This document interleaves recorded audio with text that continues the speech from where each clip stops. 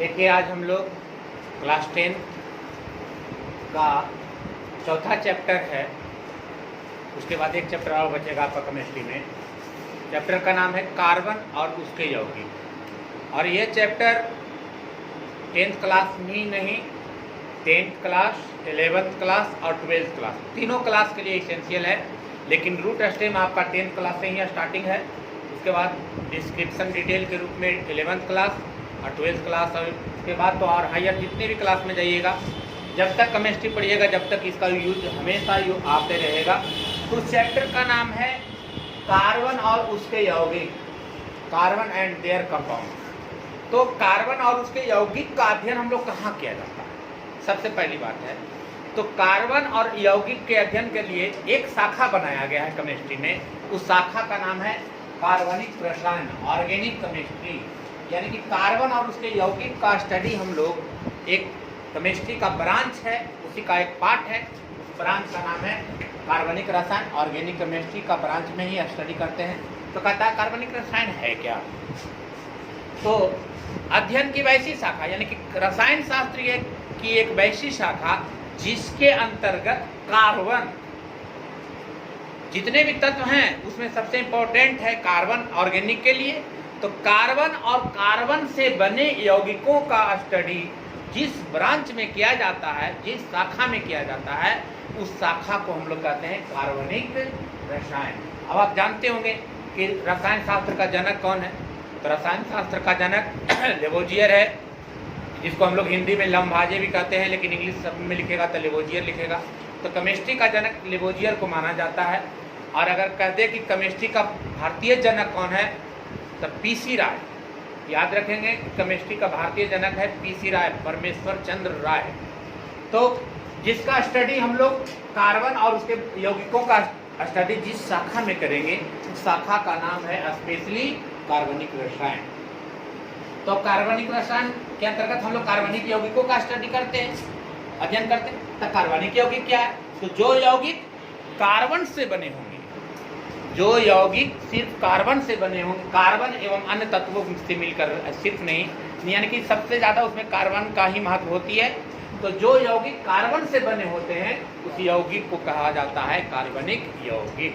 कार्बनिक organic compound कहा जाता है कार्बनिक यौगिक। अब कार्बनिक यौगिक का स्टडी हम लोग करेंगे कार्बनिक रसायन। अब स्टडी के लिए हम लोग कार्बनिक यौगिकों का वर्गीकरण करते हैं। तो स्टडी को सुविधा और सरल बनाने के लिए कार्बनिक यौगिकों का बांटा गया है। तो कार्बनिक यौगिक को दो भागों में बांटा गया। तो कार्बनिक यौगिक का वर्गीकरण किया गया। पहला है खुली श्रृंखला, ओपन चेन। दूसरा है क्लोज श्रृंखला,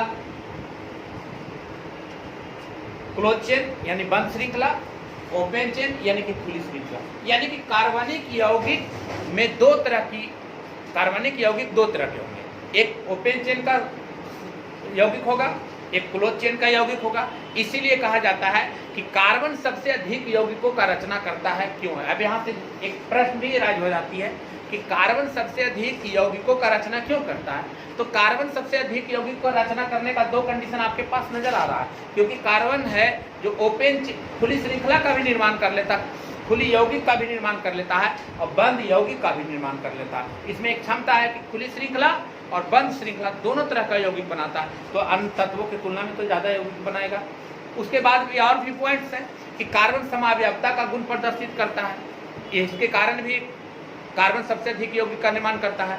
अगला पॉइंट है कि कार्बन धनायन और ऋणायन दोनों जैसा व्यवहार करता है, इसके कारण वह सबसे अधिक यौगिक का निर्माण करता है। तो कार्बन सबसे अधिक यौगिक का निर्माण क्यों करता है? तो कार्बन सबसे अधिक यौगिक का निर्माण करने का मेन कारण है कि यह खुली श्रृंखला और बंद श्रृंखला दोनों तरह के यौगिक का निर्माण करता है।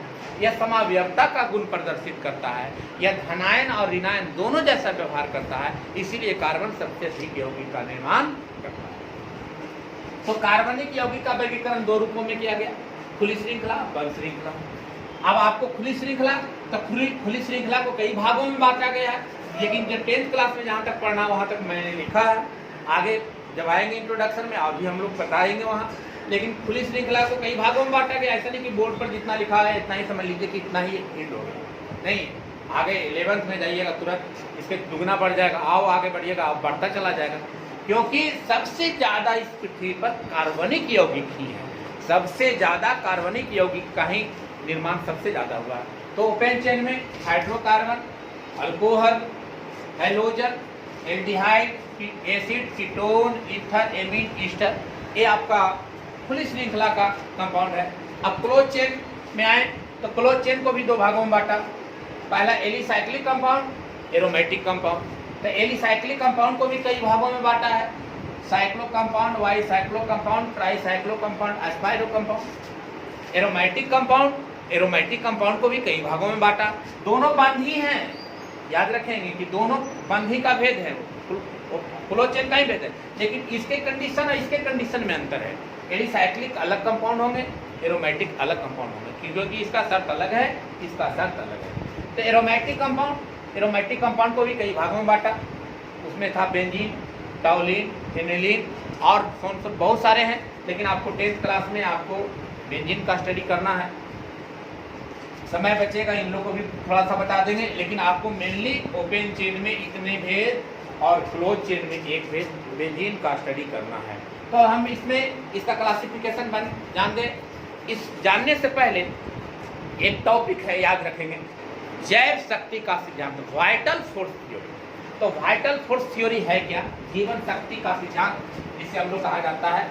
तो जीवन शक्ति के सिद्धांत में सबसे पहले लोगों को मान्यता क्या था जी, कि जीवन शक्ति के सिद्धांत में, जैव वाइटल फोर्स थ्योरी में लोगों को मान्यता था कि कार्बनिक यौगिक का निर्माण,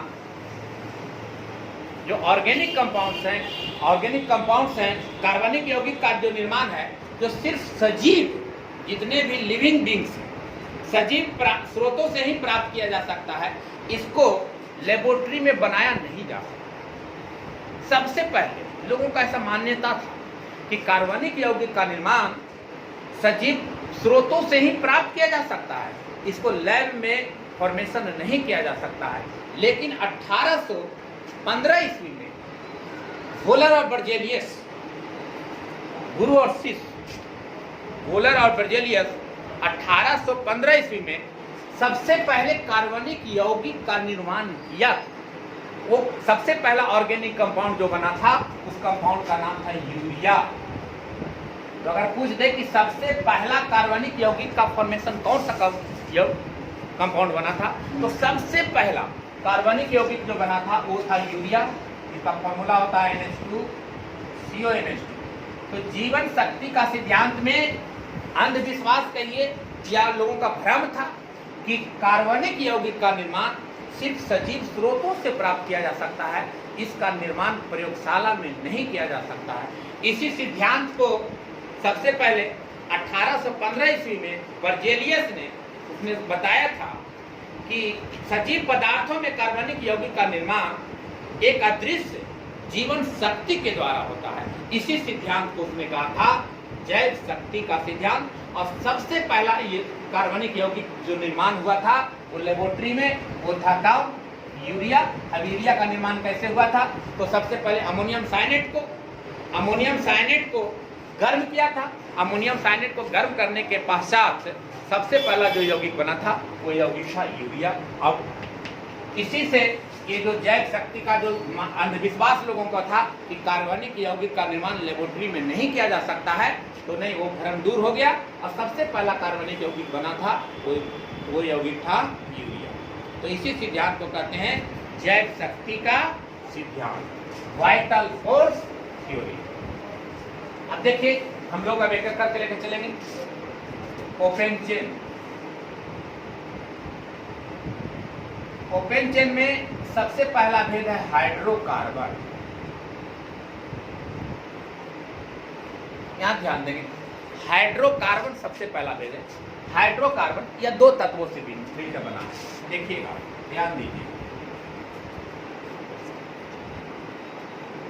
हाइड्रोजन और कार्बन, सिर्फ दो तत्व। Hydrocarbon means hydrogen plus carbon, यानी कि hydrogen plus carbon is called hydrocarbon. यानी कि दो organic compounds which formation by which made by hydrogen and carbon. तो जिसमें सिर्फ दो ही तत्व आएंगे, दो के अलावा तीसरा तत्व आ जाएगा तो वो हाइड्रोकार्बन नहीं। हाइड्रोकार्बन की कंडीशन है, हाइड्रोकार्बन का परिभाषा कहता है कि हाइड्रोकार्बन होने के लिए हाइड्रोकार्बन का जो यौगिक होगा उसमें सिर्फ दो ही तत्व होगा। वो तत्व कौन कौन होगा? एक होगा हाइड्रोजन और दूसरा होगा कार्बन। तो हाइड्रोकार्बन का परिभाषा निकाल ले सकते हो कि वैसे कार्बनिक यौगिक जो हाइड्रोजन और कार्बन से मिलकर के बना होगा, जो हाइड्रोजन और कार्बन से मिलकर के बना होगा उस यौगिक को हम लोग क्या कहेंगे? हाइड्रोकार्बन कहेंगे। यानी कि हाइड्रोजन कार्बन के अलावा अगर तीसरा तत्व आ जाए तो हाइड्रोकार्बन नहीं होगा। हाइड्रोकार्बन के लिए कंडीशन समझ में आ गया कि हाइड्रोकार्बन उसी यौगिक को कहेंगे जिसमें कौन कौन होगा? हाइड्रोजन होगा और कार्बन होगा। अगर हाइड्रोजन और कार्बन के अलावा अगर तीसरा तत्व आ जाएगा तो हाइड्रोकार्बन नहीं होगा। तो हाइड्रोकार्बन का परिभाषा याद हो गया कि वैसे कार्बनिक यौगिक जो हाइड्रोजन और कार्बन से मिल करके बने होंगे उस यौगिक को कहेंगे क्या? हाइड्रोकार्बन। तो हाइड्रोकार्बन का वर्गीकरण देखिएगा। हाइड्रोकार्बन को दो भागों में बांटा।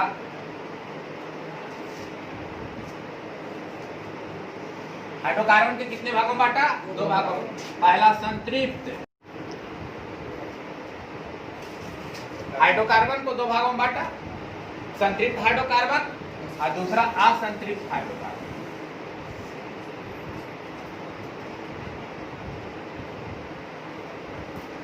सेचुरेटेड और अनसेचुरेटेड, सेचुरेटेड हाइड्रोकार्बन और अनसेचुरेटेड हाइड्रोकार्बन। तो संतृप्त हाइड्रोकार्बन को एक वर्ग है, एक भागों में बांटा गया। वो वर्ग था कौन? एल्केन। और असंतृप्त हाइड्रोकार्बन को दो भागों में बांटा गया।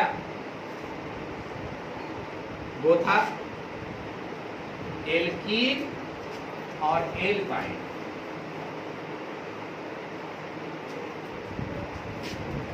अब समझ लीजिए, hydrocarbon means hydrogen plus carbon, that is called hydrocarbon. Hydrocarbon को कितने भाग?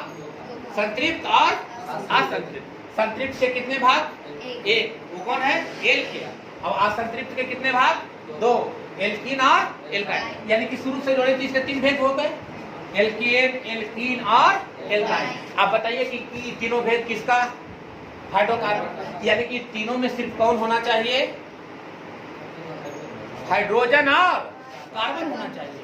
हाइड्रोजन और एल्केन में भी हाइड्रोजन प्लस कार्बन ही होगा, इसमें भी हाइड्रोजन और कार्बन ही होगा, इसमें भी हाइड्रोजन और कार्बन होगा। तो वो समझेंगे कि किसका भेद है? हाइड्रोकार्बन का। अब बात रही कि एल्केन का क्या कंडीशन है, एल्कीन का क्या कंडीशन है और एल्काइन का क्या कंडीशन है, कैसे समझेंगे कि किसका भेद होगा? तो हम एक एक करके डिटेल से पढ़ते हैं। तो सबसे पहले आप लेके चलेंगे कौन? एल्केन। एल्केन, तो एल्केन का कंडीशन देख लें।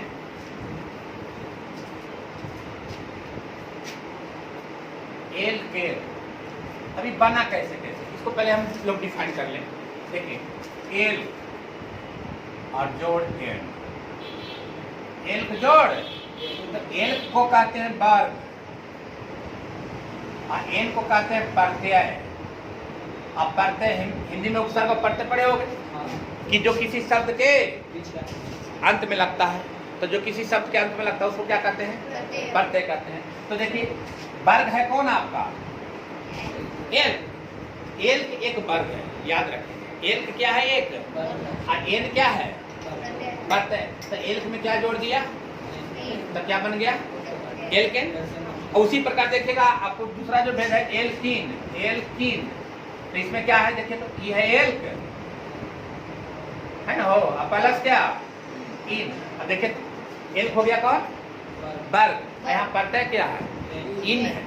इन है, तो इसका डिफरेंस चलता जाएगा, आप ध्यान देंगे। लेकिन अब हम लोग पढ़ना एल्केन। तो alk plus ene, that is called alkene. तो आप एल्क में कुछ शर्त और कंडीशन है। जैसे अब देखिए, L number of carbon, counting है एल्क का।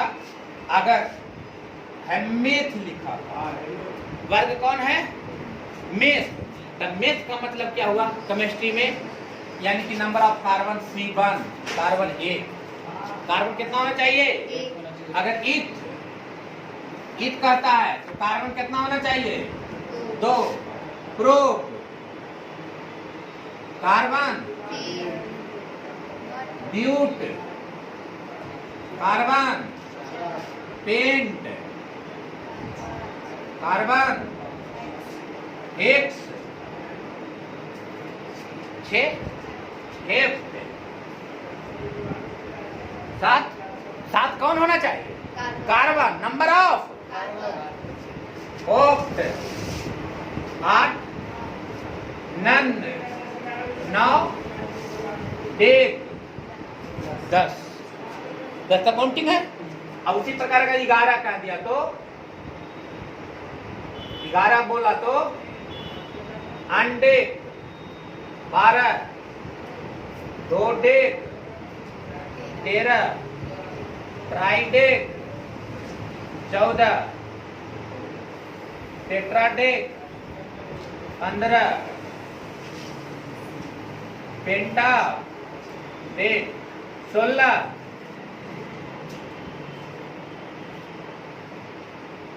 हेक्साडेक 17, हेप्टाडेक 18, ऑक्टाडेक 19, ननडेक हो गया। अब अगर आ गया कितना? 20। तो 20 को कहते हैं इकोसा।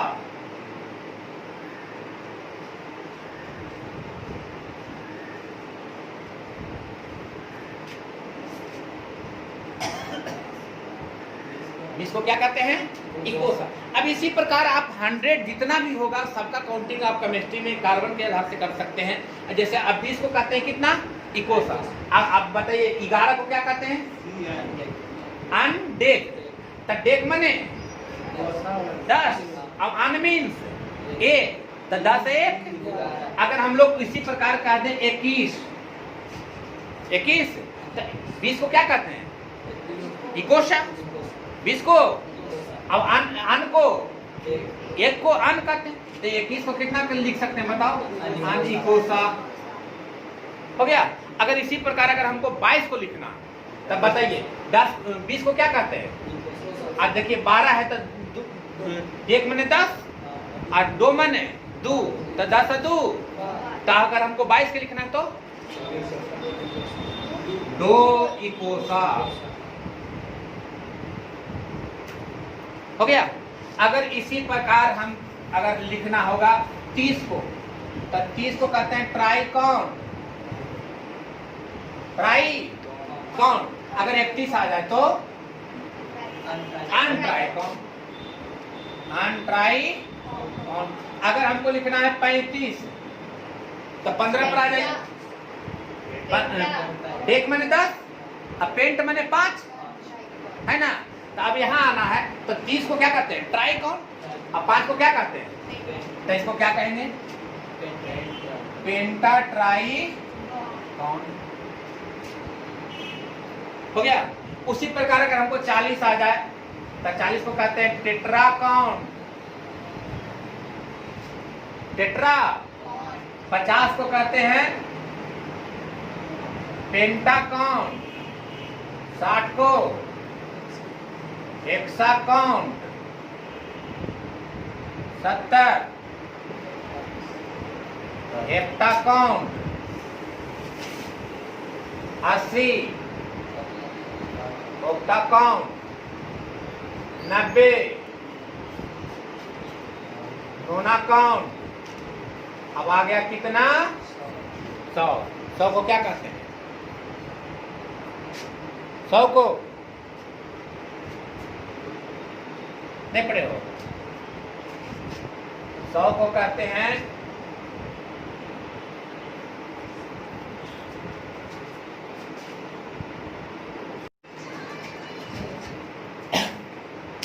देखिए 100 को कहते हैं हेक्ट। HECT।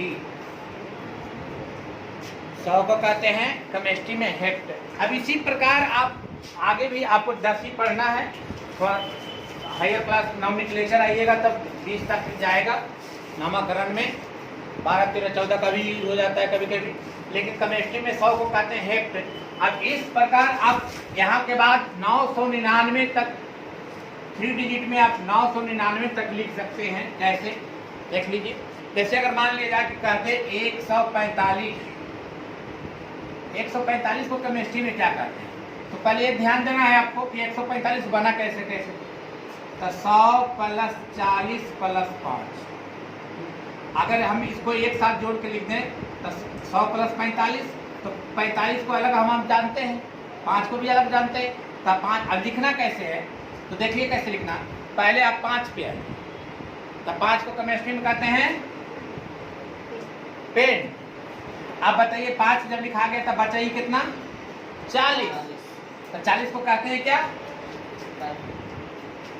पेंटाटेट्रा, टेट्राकॉन। अब बताइए 45 तो लिखा गया पेंटाटेट्राकॉन, अब 45 जब लिखा गया तब बचा कितना, 100। तो 100 को केमिस्ट्री में कहते हैं क्या, हेप्ट। तो पेंटाटेट्राकॉन हेप्ट। ये आपका हो गया कितना का, 145 का। अगर कहता है कि 132 को लिखना, तो 132 का कैसे लिखेंगे, कि बना कैसे कैसे, 100 + 30 + 2, 100 + 30 +, तो पहले 2 को कहते हैं क्या, 2। अब बचा ये कितना, 30। तो 30 को क्या कहते हैं, ट्राइकॉन, 2 ट्राइकॉन। अब 32 तो आपका हो गया, अब बचा आप कितना, 100। तो 100 को कहते हैं क्या, इसी प्रकार 2 ट्राइकॉन हेप्ट। ये हो गया आपका 132। तो पहले पढ़ते हैं, ये वर्ग है आपका, तो वर्ग में सारे का काउंटिंग आपको केमिस्ट्री में अगर कंफर्म याद हो जाएगा, तरीका याद हो जाएगा, तो फिर हम लोग उसके पढ़ते लगाकर उसके कंपाउंड को क्या कर सकते हैं, बना सकते हैं। तो आप आज यहीं तक आप इसको जरूर याद रखेंगे, याद कर लें, तो कल हम लोग इसके यौगिक बनाने का तरीका भी सीखेंगे। उसके बाद एल्केन, एल्कीन, एल्काइन, आगे उसी प्रकार आपका हाइड्रोकार्बन भेद का क्लासिफिकेशन क्या हो जाएगा, समाप्त हो जाएगा। लेकिन कल तक आप इसको याद कर लें, और नहीं समझ में आए तो आप जरूर व्हाट्सएप पर मैसेज करें कि हाँ कैसे बना, थोड़ा सा फिर से बनाए, तो हम लोग अगले दिन रिपीट कर लेंगे, फिर पुनः न तो हम अगले टॉपिक की ओर बढ़ेंगे। तब तक के लिए धन्यवाद।